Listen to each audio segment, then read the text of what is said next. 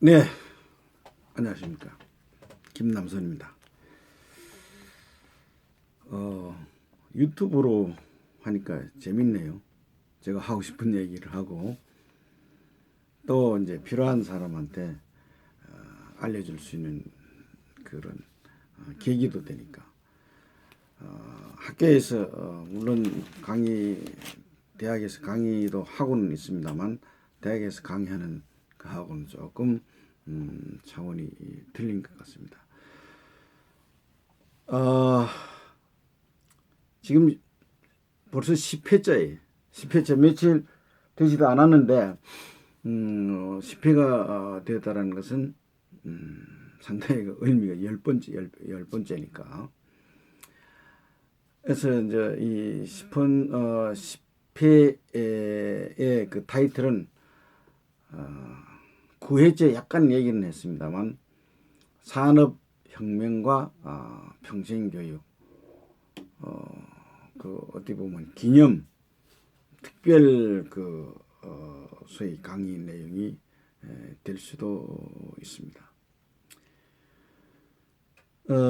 보는 사람은 제 유튜브를 보는 사람은 그렇게 많지는 않아요. 평생 주로 이제 시사적인 그 정치 경제 이런 것들은 많은데 평생 교육은 한정된 다 하지만은 관심 있는 사람들은 매우 한정되어 있기 때문이죠.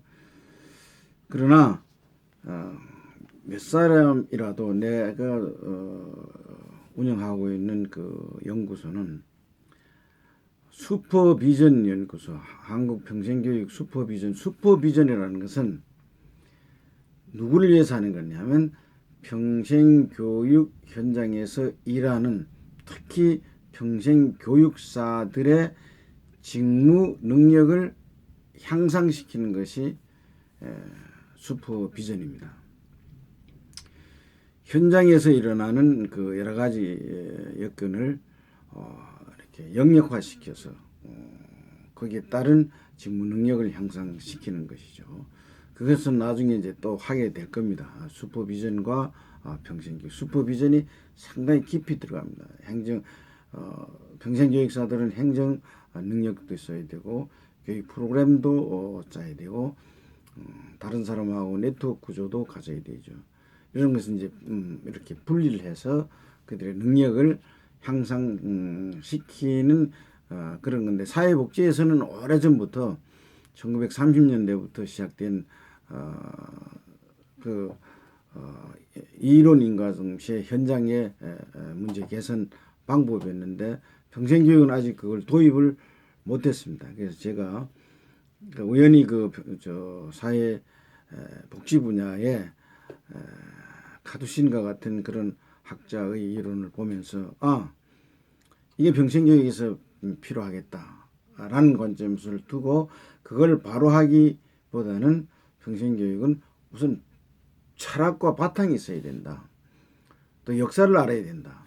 그래서 역사적 관점을 제시를 해주고 그 다음에 이제 구체화시키려고 하는 계획을 갖고 있습니다.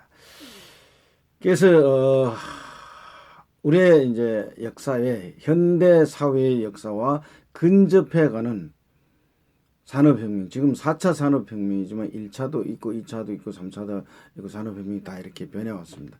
그러나 산업혁명의 출발은 18세기 후반 영국에서 출발했죠. 그래서 오늘은 산업혁명과 이제 평생교육인데 이때는 구에서도 약간 얘기를 했습니다만 기술 혁신이 일어난 시대죠.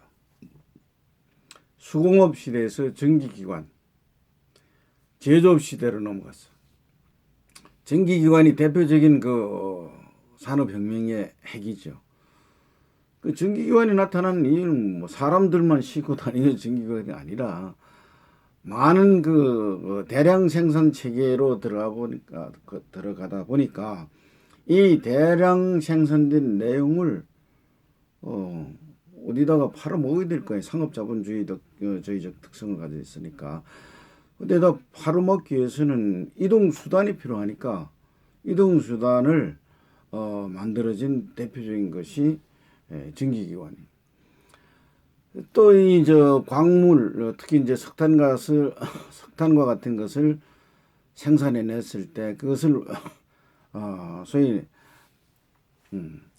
여러 가지 이제 사용 그 용도가 있겠습니다만 그걸 또 잘 사용할 수 있는 방법이 이제 수성에 이용할 수 있는 전기기관차를 만들어낼 수 있는 또 그 증거가 됐죠. 그래서 그런 구조가 들어오면서 소위 이제 사람들의 어떤 그 능력이죠, 만들어내는 들어오면서 사회 경제 구조가 큰 변혁이 일어났어. 사회 구조는 지금까지의 어떤 그 생산 구조인 농업, 수공업, 이런 어떤 그 소규모 생산 구조에서 대량으로 생산하는 생산 구조를 창출했기 때문에 이 경제 규모도 경제력의 어떤 변화도 엄청나게 변하기 시작했죠. 우선 생산성이 높아지니까 1인당 생산성, 사람의 1인당 생산성이 높아지니까 부의 축적이 높아지죠. 그러니까 소비 성향도 높아지고 돈이 있어야 사니까. 소비 성향이 높아지면 소비가 올라가게 되면 구매력이 높아져서 그 공장은 또 더 잘 돌아가요. 더 잘 돌아가면 더 많이 생산해서 더 노동력을 소위 이제 취업시킬 수가 있죠. 그러니까 노동자 수가 늘어나고 생산성이 높아지고 또 노동자 수가 소위 이제 임금 노동자 수가 많아지니까 구매력도 올라가서 사회 구조는 선순환 구조로 해서 생산과 소비, 단순하게 말하면 경제의 수요와 공급에서의 어떤 그 시너지가 일어나는 거예요. 생산도 많이 일어나고 수요도 많이 일어나고 이런 것들이 국내에서만 일어나는 것이 아니라 세계적으로 이제 일어나기 시작해서 그런 산업혁명은 세계의 어떤 그 산업혁명으로 소위 가게 하는 원동력이 되죠. 그 영국에서 유럽으로 또 아시아로 또 저쪽에 미국, 남미 이런 쪽으로 쫙 해서 이제 산업 구조가 형성되었던 것입니다. 사실 그런 면에서는 우리나라가 늦었죠. 산업 이런 것을 애국에서 그 우리나라를 개방시켜서 좀 잘해보려고 했지만 세국 정책을 해서 산업이 늦게 발달됐습니다. 자, 이렇게 이제 사회 경제 구조가 엄청나게 변한 것이 18세기 후반이었습니다.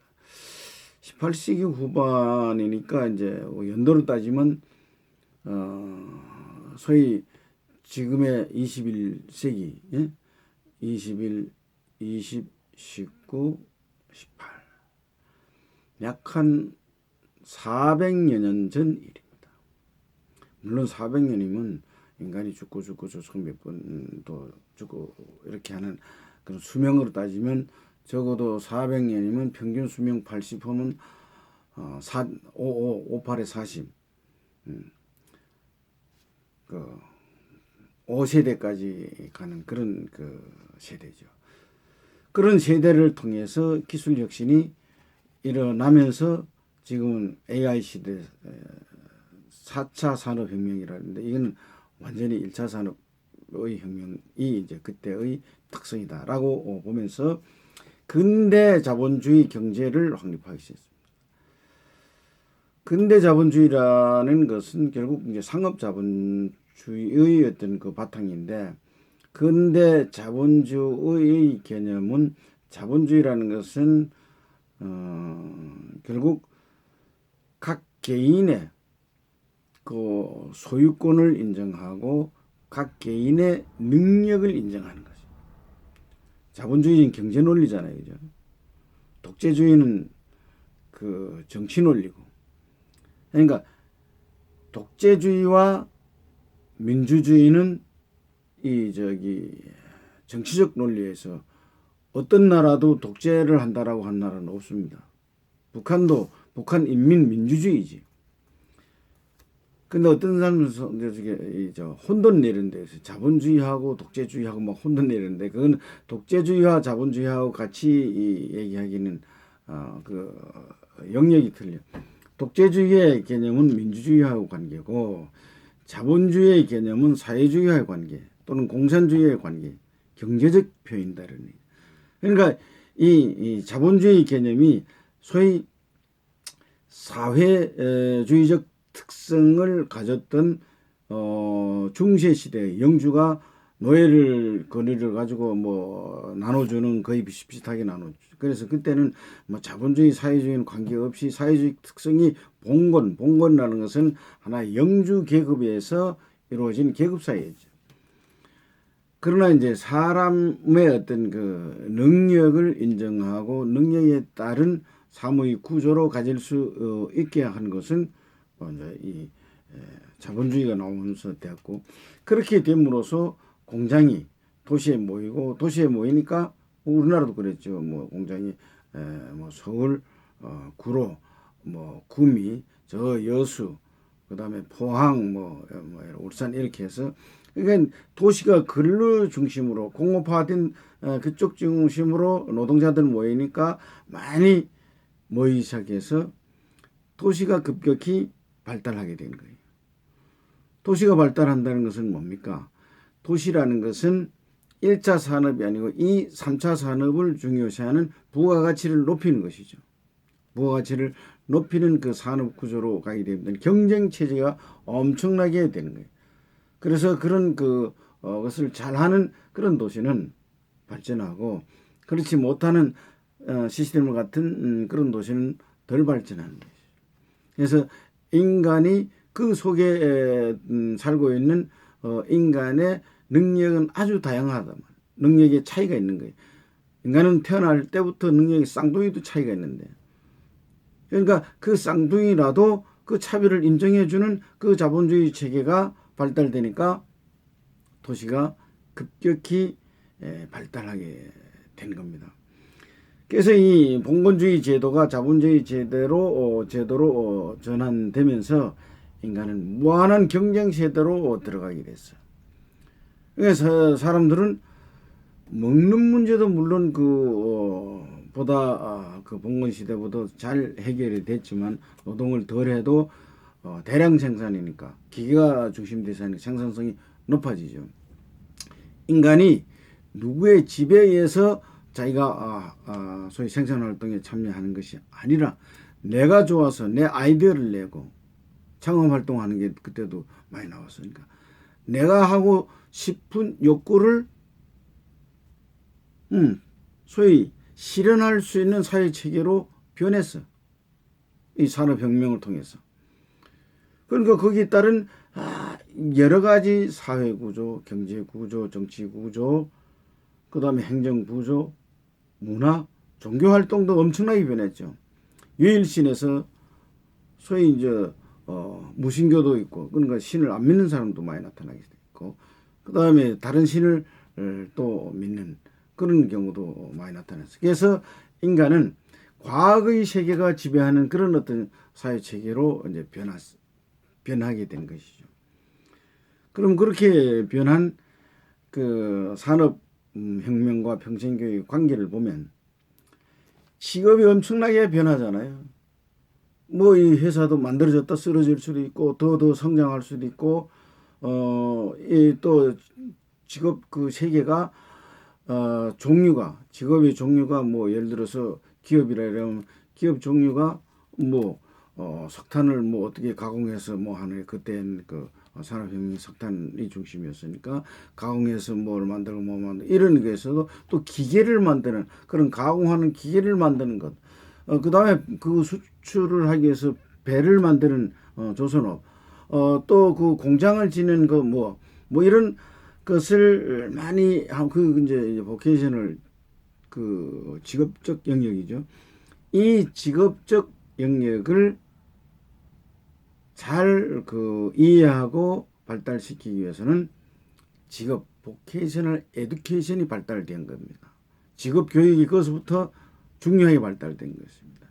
그래서 평생교육 관점에서 유럽을 보면 시민교육 그 중심, 우리나라는 교양 취미교육이 상당히 그 지배적이지만 사실은 생산적인 측면에서 이 저 유럽에는 평생교육이 출발했다라고 볼 수가 있습니다. 그래서 직업교육이 아주 발달하기 시작한 거예요. 그때는 무슨 제도를 가지고 직업교육을 한 것보다 필요에 의해서 직업교육을, 물론 거기에 직업교육의 출발점은 있었습니다. 제도적으로 법적으로 그 있었지만 그 직업교육이 아주 팽배하게 됐어요. 그래서 A라는 직업에 내가 종사하다가 이거 그만두고 싶어. B란 그 소위 직업을 갖고 싶으면 그 B란 직업에 대한 교육을 받고 B란 직업 교육 바로 가서 취업되는 것이 아니라는 거예요. 거기 가서 이쪽에서 직업 거기에 맞는 직업 교육을 받고 거기에 들어가는 거예요. 그러면 기업의 입장에서는 각 개인이 직업 교육을 받아서 그 직업을 선택하는 그런 그 직업 교육, 또 기업의 입장에서는 기업의 생산성이라든가 또 기업의 종사원들 간의 어떤 네트워크 구조라든가 팀워크라든가 이런 걸 활성화시키기 위해서는 기업 내에서는 기업 교육을 시킬 필요가 있는 거예요. 예를 들어서 밑에 계급이 낮은 사람이 계급으로 올라갔을 때 뭐 계장이 되고 뭐 과장이 되었으면 그 직급에 맞는 역할을 어떻게 해야 된다라는 것이 있어야 되는 거예요. 그건 교육을 시키지 않으면, 사원 교육을 시키지 않으면 안 되는 것이죠.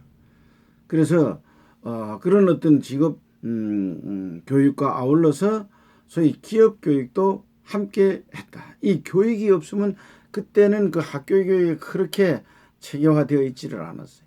전부 학교 밖에서의 교육. 이런 걸 통해서 이 사람들은 그 산업 혁명 시대에 이제 산업 구조의 시대에 전환기 시대에 적응할 수 있는 바탕을 소위 교육적 영역과 함께 바탕이 흘러가게 만들었다. 이래서 소위 이제 그 당시에 그 대표적인 것이 직업 교육과 기업 교육. 그 다음에 이제 부수적으로 평생교육 관점이지. 부수적으로 인간 사고의 변화가 일어나는 거예요. 인간 사고의 변화라는 것은 집단주의에서 개인주의로 변해요. 직업 구조가 다양하니까 같이 함께 일하던 농업사회에서는 집단주의 사고의 의식이죠. 서로 존중하고 뭐하고 하는 거. 그러나 그 회사가 많이 만들어져 공장이 많이 만들어진 그 집안에서도 이 공장 다니는 사람 저 공장 다 틀려. 개인의 특성이 다 틀려. 그러니까 개인주의가 발달되는 하나의 중요한 계기를 또 준 거예요. 그러니까 개인주의가 뭔가에 대한 어떤 그 사회 구조의 변화로부터 사람의 사고방식이 어떻게 변하는가 그런 것을 알기 위해서 개인주의가 뭔가를 배우게 되고, 또 도시가 발달된다는 것은 더욱더 개인주의의 어떤 가치와 의미가 뭔지를 알게 되는 그런 구조죠. 또 자본주의가 발달되니까 이 자본주의가 어떻게 발달되는 것이 바람직한가, 또 자본주의란 뭔가, 이런 것에 대해서 체계적인 그 이해가 요구되는 그런 어떤 그 교육. 그러니까 이 직업교육, 그러니까 직업교육과 기업교육, 또 인간의 사고방식에 변하는 어떤 윤리교육, 교양교육, 사람과의 관계, 도시의 발달 따라서 개인주의로 가니까 개인주의라는 것이 뭔가에 대해서 또 공부를 해야 되고, 또 자본주의, 과거의 봉건주의 시대에서 자본주의를 가면서 그 개념의 흐름은 어떻게 흘러가는가, 이런 것들이 사회에 쭉 나오면서 특히 이제 성인들을 대상으로 교육 체계가 엄청나게 발달됐죠. 그것이 산업혁명과 평생교육의 포인트입니다. 네, 수고하셨습니다.